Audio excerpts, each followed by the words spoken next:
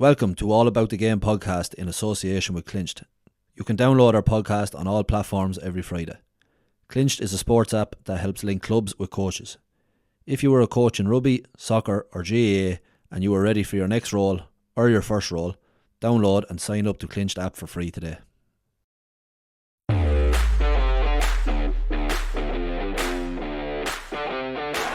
Leinster looking to counter here.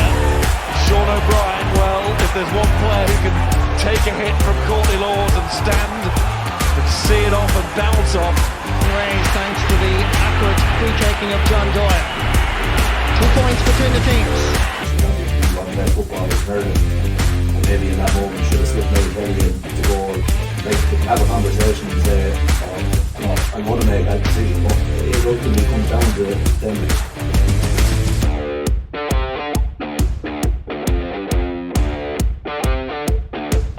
Hello and you're very welcome back to All About the Game podcast in association with Clinched. You're welcome to episode 13. I'm joined by Seán O'Brien and Johnny Doyle. Is there welcome back, lads? How's all? Thanks, Podge. Yeah, it's hard to believe it's a week ago. It is. Since we're here, time's flying. I was going to say when you're having fun, but I'm not sure what fun I'm having, so I'm here anyway. Johnny. This is the funnest I have all week, so I look forward to it. This is the excitement in your life, Johnny. We're here. Yeah, not so bad. All good with you, Seán? Yeah, all good, yeah. How's Busy all? away now. Yeah, flat out. Still busy. Flat Getting out. quieter, is it? Silage cutting. Silage is cut, yeah. Cattle are there now, and weaning time is coming up, and there's always something to be done. Always find something to be done. Hold on till I get the violin. We'll get to start music with it. Yeah, exactly. Time to start selling a few now soon, so get a few bob into the account. Yeah, that's the enjoyable part. Yeah, not so bad. And Leinster, another win at the weekend anyways against Scarlets. Yeah, it was a weird old game actually.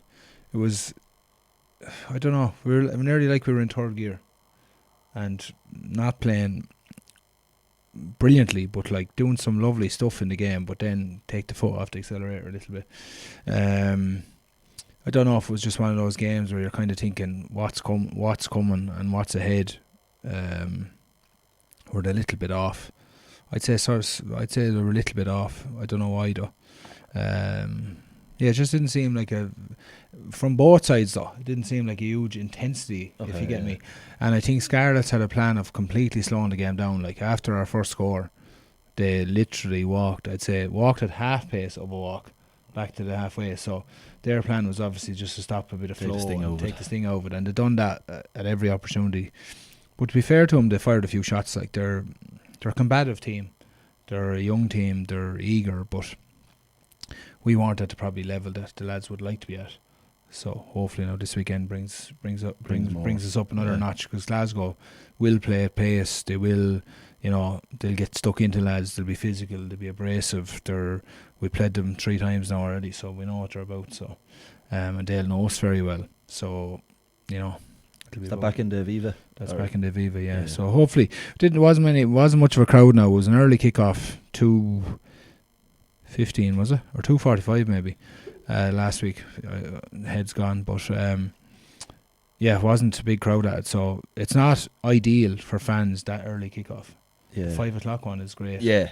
On a Saturday, like Have the day. It's a bank holiday as well last weekend, so everyone's gone away, but there was lots on. Hopefully, we have a good crowd now this week and rock into it, and hopefully get a result. Yeah, because there is I suppose that pressure on, not pressure, but like to deliver a trophy. Like as you said, you want to win it, and look, there's always pressure in every game you play, but you don't want the season to go and the talking point being, obviously they were disappointed a few weeks back, but to go and I suppose win the trophy and yeah, I think it shows a bit of what we're actually about. Like if the lads go on and kick on now and go and win it, because everyone wants the Champions Cup grant, and I would openly say, even when I was a player, the league, it's not a big as carrot. Obviously, it's still a carrot, because the Champions Cup always comes first before that, the final. So that's the ultimate goal, and then obviously to back it up then and do a double, that's where you're in a really good spot. But I think the come down from not getting through to the final is obviously hard to take for everyone in the setup, but that's where you need to rise up now again and go after, as you've said, what we are left in, which is the league, and it is important that we go and try and win a trophy. So I don't think anyone in the setup is under any illusion of like what we want to try and do. So it's about going and doing it now. Yeah. And that's a different story, obviously, because there's lots involved in that. And we have a few bits and pieces, niggles here and there now as well with lads, and a few key players missing. So, but that's the lay of the land come the end of the year. Would you find, Johnny, like, obviously you said, look, it's not as big a carrot as you know, if you're still in for European Cup and stuff like that, but would you find, or would you notice from a coaching point of view, would lads' attitude change? I know it's a professional setup and everyone, but you know, people are people. Would you find that some lads need more motivation, or would standards maybe slip in certain lads? Or yeah, well, it's probably, see, the thing about the Champions Cup is you're winning all these league games because you've only 4 games in Champions Cup in group stages, obviously. So the league is actually so important for you to build towards Champions Cup as well, but also to put yourself in a really good place in the league, turning in at Christmas, because you know you're going to have to go to South Africa, and then having home games obviously in knockouts is vitally important for the URC. So lads know the importance of it the whole way throughout the year. I think when the Champions Cup comes around, though, it's nearly like another excitement, like different competition. Obviously we've different teams in it. You know, the best of the best is in there. So then when you come back to the URC, there's still excellent teams in it. And in previous experiences, we've kind of got bitten by using the guys who have brought us to a great position in the URC when we turn into knockout stages, which would be like not many of the internationals would have played a whole lot of URC, let's say, this year. So it's the rest of the squad. It's the other 50 lads we've used. We've used 64 players, I think, in the whole year.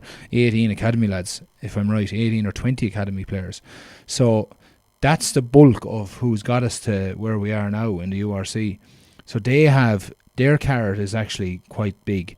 But for the, I suppose, for the international lads, it's Six Nations, or it's November, then they're into Six Nations. Well, sorry, they're in November, then into Champions Cup, then into kind of Six Nations, out of that, and, you know, they're into a few URC games, but then back to Champions Cup. So would lads' standards and stuff slip? Well, that's up to us to make sure they don't slip, I suppose, as coaches, and to call that out and make sure that they're aware of it if it is that happening. But I think everyone's just fully focused on doing a proper job now over these next few weeks, and like training's been, to be fair, has been excellent. You know, lads are training with energy and stuff. It's just, I think last week I would have said afterwards, did we see the transfer from the training field to, you know, to the game at that intensity, and probably not where the lads wanted to be, or where we as coaches would like them to be.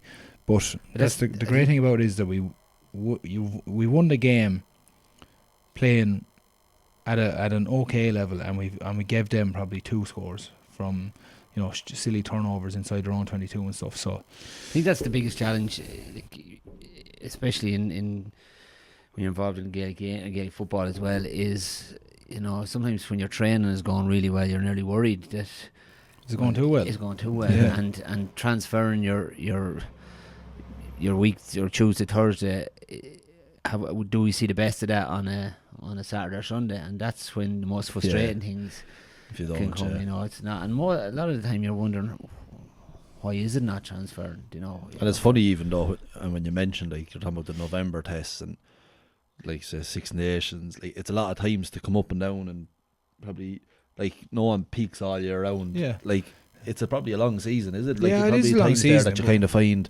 obviously, like as you say, you want to see it out and win, but there mightn't be that much of a break. I seen the Paul O'Connell has selected his squad now, and like, you know, lads turn around and go on to that. Like, it's they do, yeah. But I think when you look at it, I'm just talking from my own experience here. There's so many players been used in the year. It's not like someone's after been rolled out like it is in France, and you're playing 30 games a year. And you go at the end of the year and you're saying to yourself, Jesus, I'm wrecked. My body's wrecked. I'm tired. I'm mentally fatigued. Like, I would like to think that we look after players very well in the Irish setup in general, in all the provinces, everywhere. But with us, I think we have we been spoilt that way in previous years, where you can put out let's say a couple of your internationals in with like our core group of our URC squad, let's say, the lads who are going every week, but like in knockouts is probably, it's bitter us a little bit, in the big games, because everyone's so desperate in the big games, and the level goes up a few notches. But I wouldn't say there's anyone, if you looked at minutes played this year, it would be someone like Jamie Osborne's played a lot of minutes for us all year, for instance. I would say he's one of the highest maybe, but that's it. You know what I mean? And Josh has played a good few games for us, obviously, because he's able to do that, and he probably feels better doing, like, playing game after game after game. But still, at the same time, the props, when you look at it, they probably are replaced anyway after 50 minutes, 40 minutes, 45 sometimes. The locks, back rowers, backs, depends on different types of games, or if we've gone 5-3 or a 6-2 split. But like, it's not like France, or it's not like the Premiership where the same 23 lads are rolled out every single week.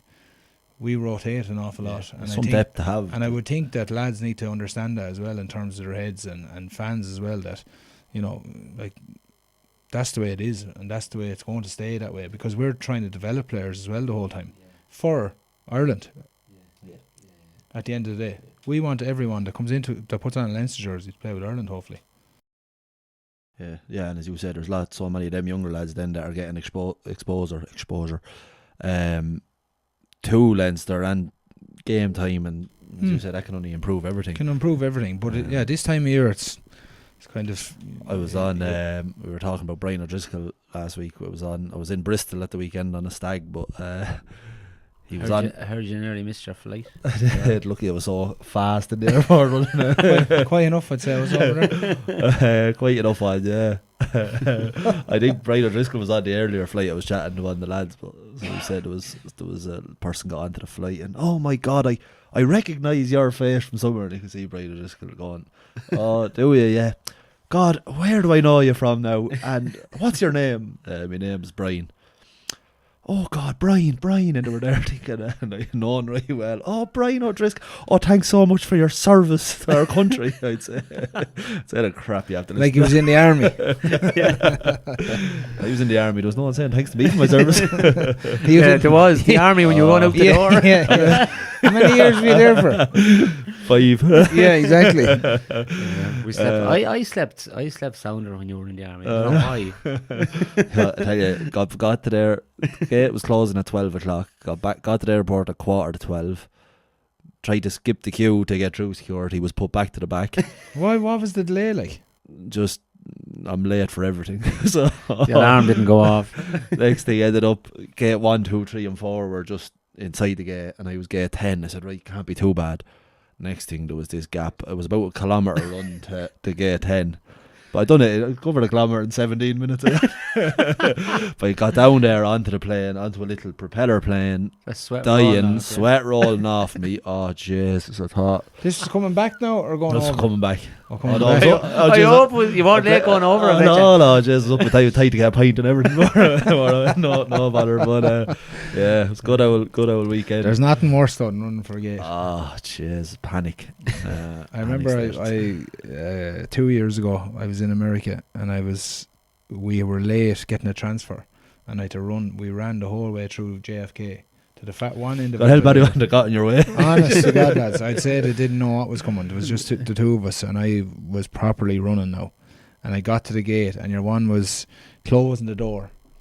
And we got there, and she goes, I said, is that it? Is it closed? I was like, and I was sweating and panting and puffing. And she goes, 1 second, sir. And she just got on the phone straight away. She was literally after closing the door. And she let the two of us on anyway. Yeah, and I was sweating for about 45 minutes. Yeah, no, it's horrendous, on the plane. You're only 7 hours in front of you. I was like, I'd said there was some stench off me coming off. I'd say, properly sweating. Like, oh, jeez, horrendous. It was about a 15-minute run, I'd say. No miss. I was, but you probably covered more ground in the 15 minutes. I didn't see a run up on Strava. Didn't have time to start the watch. I only found a Garmin charger this morning. I'd say I haven't had it on about 6 months. Either. I was wondering how many steps I'm doing during the day at a minute. How much I'm actually burning. Why on today? 4-7. I've done nothing. 4,700. Not too bad. Really? Still time. Today's not over yet. Yeah, and look, I suppose in GA, a few games the weekend. Good call. Oh no, was it you or me with me? Oh, it was me. You knew well it was you. I was actually on the stag, and I had a good few jars of me, and I text Johnny. The ref I predicted me. Oh. The ref hadn't the final whistle blown. Next thing, ping, Podge. I told you. Oh jeez. They got a response anyway, like we were They saying. did. They got a response. Yeah. Yeah, they played well. Tyrone is hard to get. I think Tyrone looked a lot flatter than the week before. though. Yeah. But see, that's the challenge, and it's probably something we're just been talked about with the rugby, and it's a shorter period. Like, how do you go? Yeah. Like, how do you explain some of the results? I was just looking today, like it puts Mayo up, you'd say, back in contention. They have to go and beat Donegal to qualify. Away as well, isn't it? No, neutral, isn't it? Neutral, Oh, yeah. neutral. So you have It's in Roscommon. like Donegal went and beat Cavan, but if where do I put this? If Donegal, so where's that group, beat Mayo and Tyrone beat Cavan, which I'm going to say both of them things will happen. It leaves Mayo on 2 points, Cavan on 2 points, and Mayo go out on a head-to-head. So it was a big result for them, but now they have to go and beat or get a draw at least off Donegal, off a Donegal team who have to win as well to top the group, and they'll top it on head-to-head. Tyrone will top it on head-to-head with Donegal, but to finish second. So it was a big result for Mayo and gives them hope, but To back it up now again. they have to back it up because it's but it was they definitely got a reaction, as you said. Tyrone were probably a bit flatter. Yeah. Tyrone and Mayo took advantage. Well, Some of the games look 100 miles an hour, don't they, when you're watching yeah. that? Some of them then are look like really Yeah, they lethargic. can be. Yeah, But it's the unpredictability of it all. Like you talk there, like Tyrone going beating Donegal, and then like Mayo, who'd come off of a very poor, and we talked about last week, the whole world is against them. Everything is going wrong. There seems to be an unbelievable. I heard James Horn talking about some of the stuff, centre of excellence, and some of the stuff that's going on up there, and you're thinking, my God, how are they doing so well if a lot of this is going on off the field? And yet they do a completely what you expect from Mayo in regards to 100 mile an hour football, full of passion, full of energy, everyone going with Paddy Durkin back, which is huge plus. Aidan O'Shea put in a massive performance, and they just played like we expect Mayo to play. And then you have the opposite. Then you have to go the other side, where last week Dublin going to Salt Hill didn't give them coming up back off the back of a defeat to Meath in a Leinster final or Leinster semi-final. You're thinking, Jenny, where Dublin at a brilliant result, and then go to Crow Park and we 3 or 4 times they got to give away for only having 3 up, like junior stuff, and the wides they kicked, and you're thinking, where's the Dublin team we saw in Salt Hill? You're back now in Crow Park where everyone says you're at your best. That must have been so frustrating. I watched the Armagh game, and look, Armagh are excellent and really good back, and they're like probably up, definitely one of the favourites of the top 2 or 3. Yeah. But it must have been so frustrating for Desi Farrell. Like I was just saying at the time, if you were over an under 16 team and they were doing that, you'd be losing the head. Yeah. Nearly with doing it once, but done it 3 times. He looked like he wanted to explode in his after-match interview. Like there was just frustration in everything he said. And it's like because Dubs be on an attack, maybe at the time, and you're thinking chance of a score for Dublin, and it was just brought down. It's like a 2-point turnaround, or bring it out to the edge and get your 2. Like, to be fair to him, he was straight about it as well, because he said that's not us. Like, no, he said, I don't know, I'm not sure how to put my finger on it. I said, well, it wasn't us. We didn't look like us out there. And as you said, and it's probably the last team you associate that would make them mistakes, because they're so have everything so in place. But no, good win for Armagh. And then Galway, Jesus, they left it tight. They were nearly out of the championship. I think that was the best game at the weekend for me. It had everything. Like Derry put in a massive point. You could see the disappointment afterwards. Conor Glass was interviewed. He was nearly, you think he would roughly be up by 10 points. So like, but it had everything. Jenny, some of the scores and the goal, and then that's it. It's over, and then they go down And then and Derry, Derry in go fairness. down and get a leveler, and that point could be huge before this is over. Well, it's as such a well. funny situation because I think Galway were gone if they lost the game, and now they have to play Armagh, who are already through top of the group, and probably go in and win the game because Armagh might. I'm sure Rest a few they lads might now. prefer maybe Galway out of the championship, but yeah, it's an opportunity Yeah. in a tight championship to look. They've such a strong panel, but So if Galway win, they're still in it. if Galway win, they're still in it. If Galway lose, they could be still in it, depending on Derry's on the scoring difference against Derry.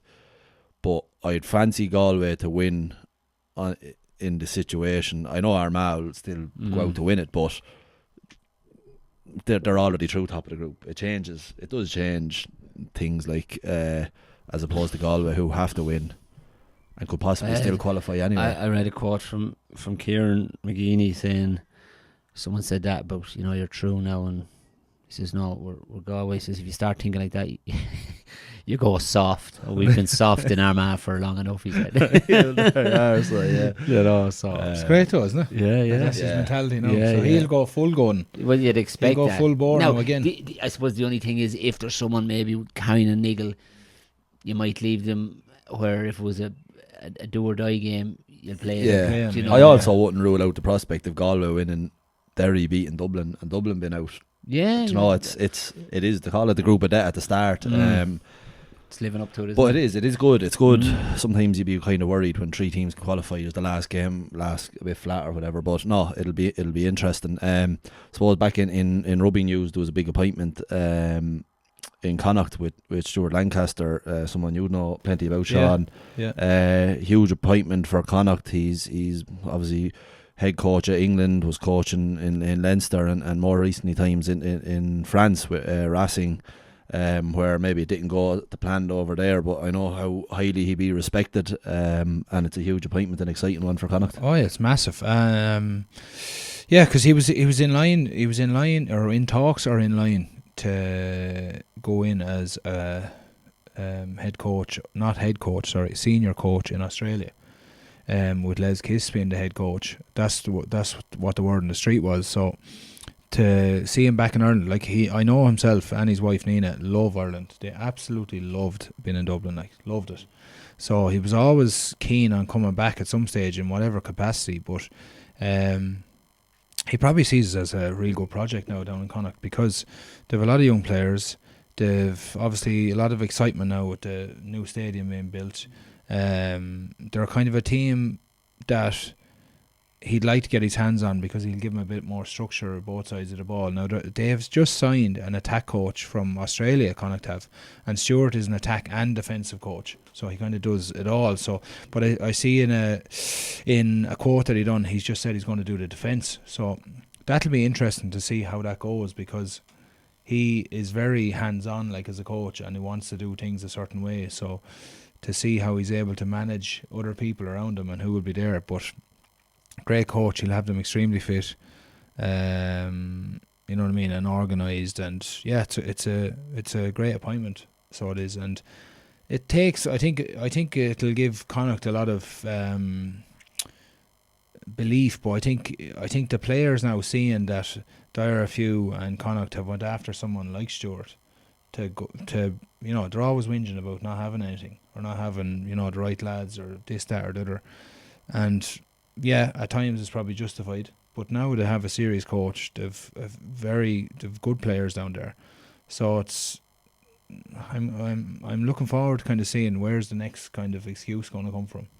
Why aren't they going to get better now?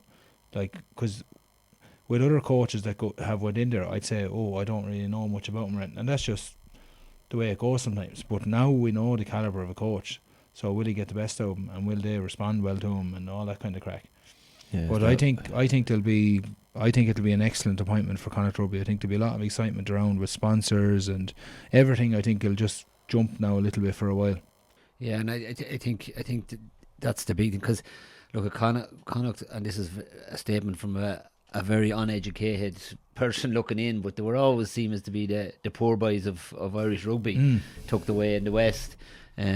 So it is a statement of intent, by you say by the RFU, and and Connacht, and there's lots of, as I say, from the outside looking in, there's lots of green shoots there, new stadium, you know, as you say, lots of exciting players, and you would imagine Connacht and particularly around Galway, they'll embrace that and get behind them. And there's a good few Leinster lads there as well who Stuart has coached now, Right. so who are in Connacht. So He'll be well aware of what. they'll be well aware of what's coming, but he'll also use them to implement his plan as such and what way he's going to play, whether that be defensively or, you know, linking up with other senior coaches that Connacht will have. So that's good for him too, that he knows some of the lads that are there and that he can use them to, you know, help drive what he wants to do. But he'll love Galway. He'll never be out halves, I'd say. Does he like a few pints? Does he? Oh, loves pints. Loves pints, but like loves going out and socialising and that type of stuff. Because he actually always comes across like a really serious, you know, always real, and I'm sure he is obviously in that he rugby is in environment, that environment. But when he's out of the environment, like I remember going to his birthday party, like his 50th party, like, and everyone was there, like at your 50th. his 50th. Yeah, not there. Yeah, another 12 to go. But but like he loves enjoying himself as well, obviously. But like that's what it's about too, obviously. But like he's not.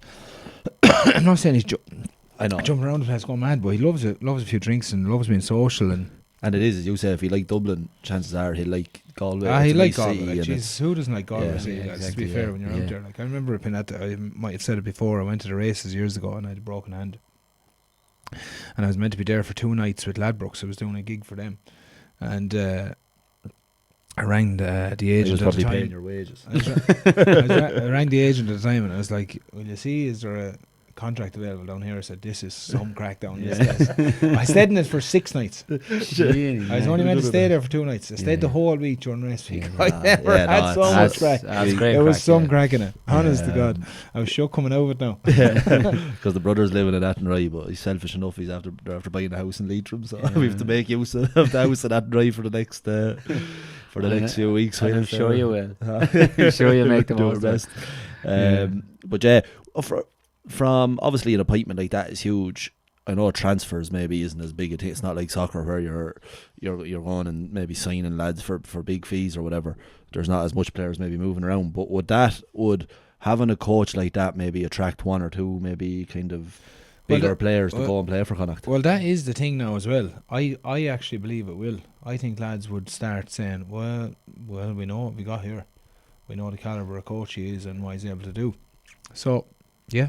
It nearly shows Connacht they're serious about their project, I suppose. Yeah, exactly. And they are, like, there's some great people down there, don't get me wrong, like, and there's some like lovely, exciting players, as I've said. And I think it's a step in the right direction for them anyway, and it'll be exciting for them now. Yeah. It certainly will. Also, I seen popping up in my feed during the week, Jack Crowley. Out obviously they drew with the Sharks, and it was, you could see, I suppose he was probably getting plaudits for it. I don't know if you've seen Johnny, they went to a shootout. Actually, I never seen a rugby It was like ours that we did for Clinch. Do you remember that, Johnny? I remember. I was about half an hour. I was about 40 minutes late. That was just for the first shot. Yeah. Johnny won. Yeah, he had an hour of practice. Just want you to remember who won it. But anyway, go ahead. The last time I saw that, and maybe correct me now, was I remember Johnny Murphy with Leicester in it. Was it Leicester? Yeah. Yeah, and was that was a final of some sort. Was it a European final? Yeah, it was. Johnny missed anyway. Sorry about that, Johnny. Missed. But who else kicked one? Yeah, I think it was Leicester versus who though. I'm trying to think of who it was. It was a good way to go. Yeah, but anyway, it's a tough way to go. Horrendous. Jesus. But your man, Hendricks was like obviously had taken a kick, and then Jack was meant to take his kick from there as well, and he was suffering with cramp. But like, I think he, like the whole wink thing and stuff, I just think he's winking at Jack there. Not to say like I'm not cramping, but he was cramping. Obviously, you can see visibly, you can see the calf and all that crack. All the pictures going around. Yeah. But like he probably does then delay a little bit, obviously on the ground, like, you know. But and I suppose as a kicker, it is the last thing you want. Yeah, well, it's in front with your out half. He's not. He shouldn't be missing those, regardless of what pressure's under. But then, I'm not sure what happened with the coach. It was one of the coaches that was that Jack was really going after, whether he told him. What was said. So I'm not sure what was said there. But no, you'd be rightly fired up. But I said I would also say that the referee was kind of sniggering and laughing at the time about it, you know. Right, okay. And I think he should have took a bit more control and Yeah. said, like, no, if it was me, genuinely, if I was taking that kick, I would have grabbed your man by the back of the jersey and dragged him away 5 or 6 meters, Yeah. cramp or no cramp, Yeah. and then see what the referee does, Yeah. rather than having a big laugh and a joke about I it know. and letting it get to that stage. Yeah. But look, it's always like South African teams in particular want to always play mind games. So It's funny that's the lay of because the land. Like, you have to, like, how are you going to deal with that? Have you chatted about during the week? Have you talked with lads mouthing at you? Have you talked to lads about like winking at you? Have you talked with lads rubbing your head if they score or you don't score? yeah, or how do you drop a deal ball? with it? How are you dealing with these boys? You know, Yeah. so Because it's funny with rugby, like, so at the top of sportsmanship, like if you're taking a free in Crow Park into the hill Yeah. to be jeering and whatever, yeah. in rugby you'd hear a penny drop, Yeah. and it kind of goes like, you know, and you might have in GA some lads we were talking about with 2 or 3 weeks ago, Johnny, about, you know, a lad mouthing or whatever. It doesn't seem to happen. I don't know, Yeah. was there players that you maybe played against that, you know, they'd be See, in your ear the whole time, but Yeah. they're just trying to get that edge maybe, or the culture you see in Ireland is very like that, and it is in England as well, let's say. But in France, it's not like that. They're banging away and they're beating their drums and they're creating the atmosphere while it's happening. Yeah. New Zealand's the same, like creating atmosphere. Like, where else? Well, like, yeah, France, New Zealand. They're yeah, so always it's, like it's just, yeah, but it's like just a culture thing. if nearly so someone people done think it, that's disrespect, but actually, the South African teams, when you have 2 South African teams playing against each other, or I remember being in the Bulls 3 years ago when we got the Hayden, or 2 years ago when we got Hayden. Like, they're, even with their own kicks, they're still like Shouting clapping and and roaring, shouting yeah. and roaring and like creating an atmosphere. So it's just different for different people. Like, South Africa are fine with it, obviously. yeah, New just the thing Zealand, that New was Zealand always are there. fine with it as well when there's a bit of slagging and whatever else is going on. But we probably don't take kindly to it. No. And is it a disrespect, or is it just because we're used to that culture? Yeah, I'd say, as you say, it's like a culture, an someone's- unwritten yeah. rule that's like there, just you don't. I should be lads in the pub telling you to be quiet when there's lag kicking around. Yeah, I remember. Like, if you look at some of the actually AFL, or sorry, not AFL, NRL, the rugby league guys, Yeah. they get some abuse off fans. Yeah. Like, I would say, no, I'd say the abuse part is like disrespectful. If someone is shouting at you as a kicker and saying, "You are fucking shit, you're going to miss it," I think that's disrespectful. If they're still creating an atmosphere and shouting and roaring, Yeah. not directly at you, Yeah. it's very different, I think. Yeah. You know. Yeah.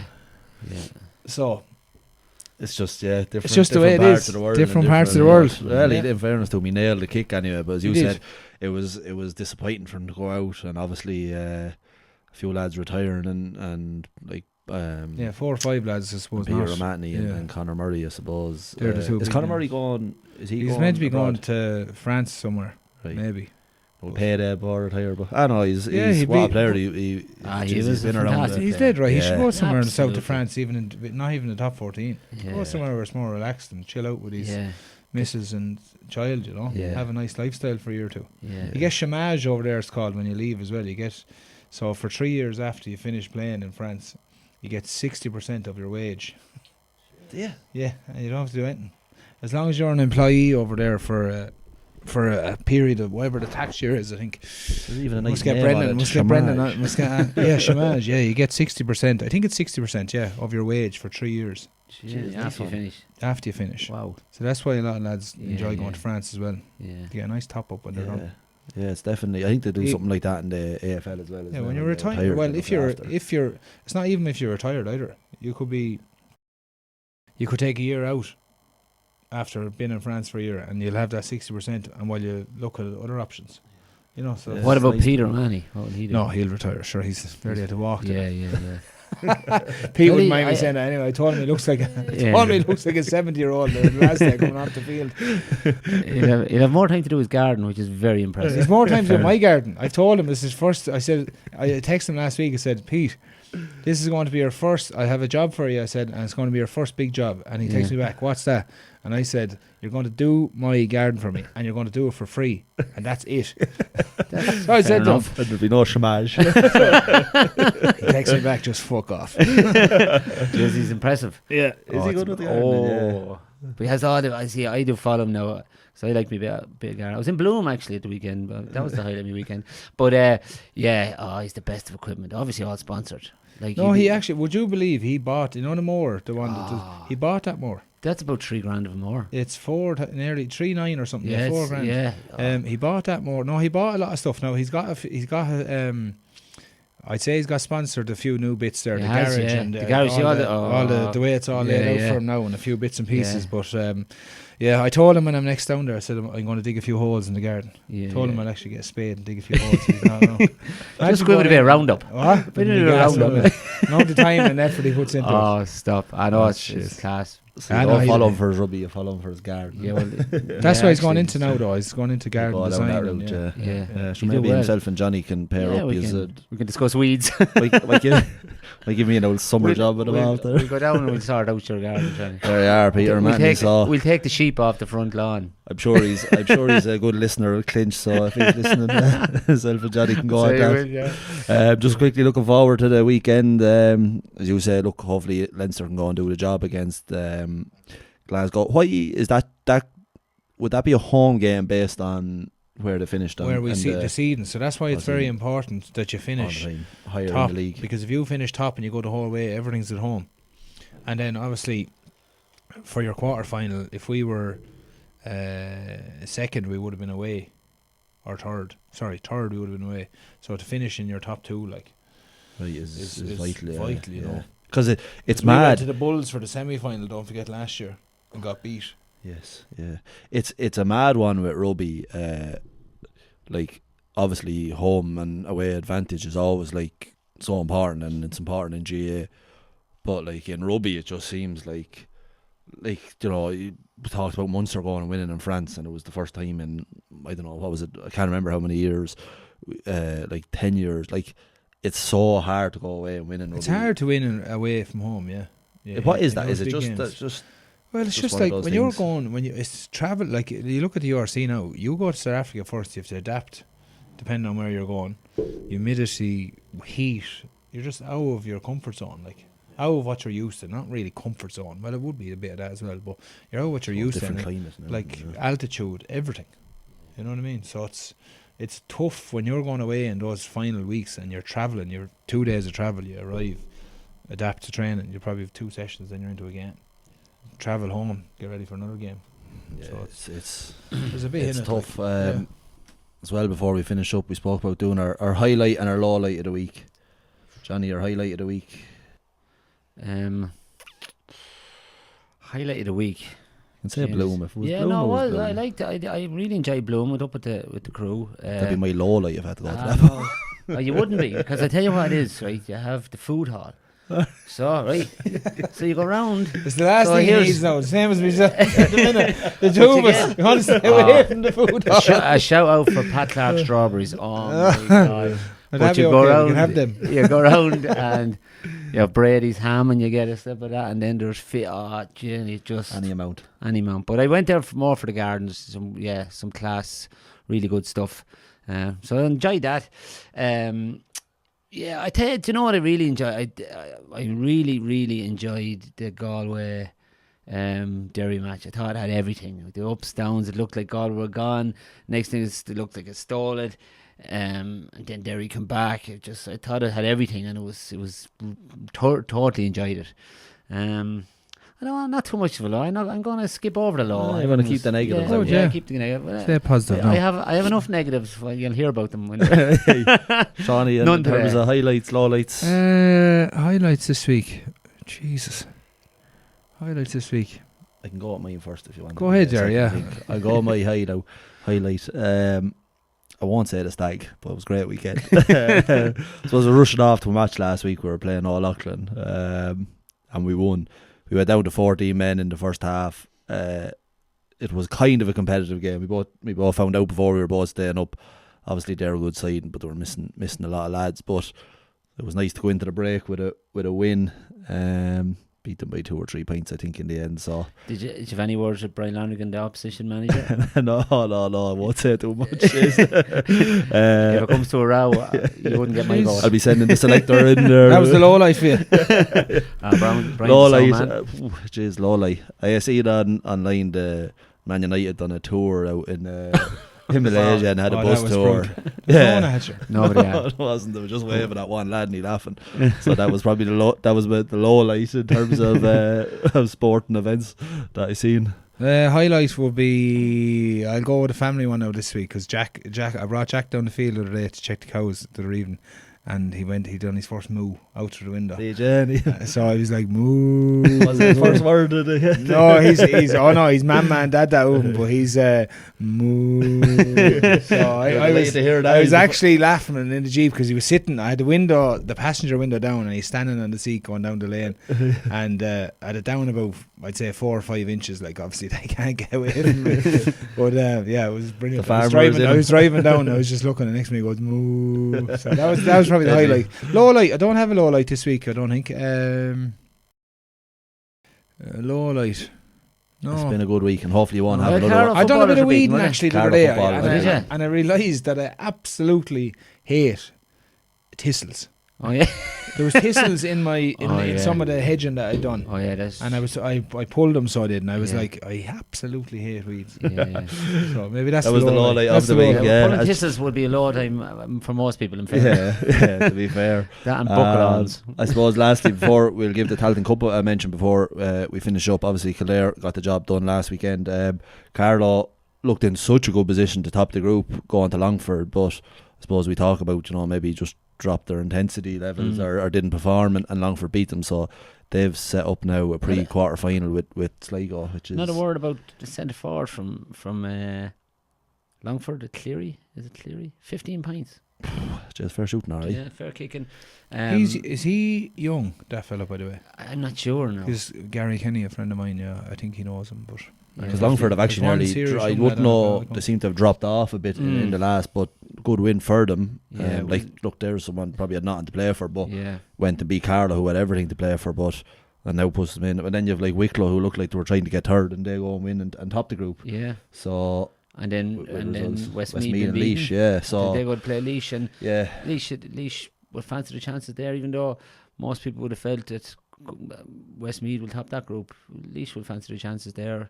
And then but again, back to, no different than the All Ireland series.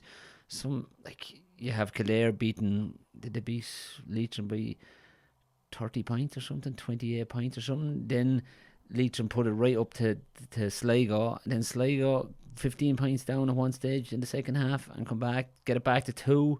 Yeah, it does be big changes. And mad. Leitrim went and beat Tipperary, but Tipperary are gone to the dogs. Yeah. They are low ebb. So low ebb, yeah. That's the low light. That's the low light. Right, we'll leave her there. We know Seán is heading for a mimosa there. He's rubbing his belly now. He's thinking about can't wait for it now. He's thinking about it. I'm jealous. You might see haven't had lunch because of it. I didn't have lunch. I don't need it. Let plenty of room. We'll be looking into the window, nose pressing up against it. See what you sorry for us. Send me a picture of it, will you? I look at it when I'm eating me rice and me chicken. No, look, this is all about the game podcast in association with Clinched. You can download us on Friday mornings from wherever you download your podcast. Lads, thanks a million for week 13, and we'll hopefully see you next week. Thank you. Thank you.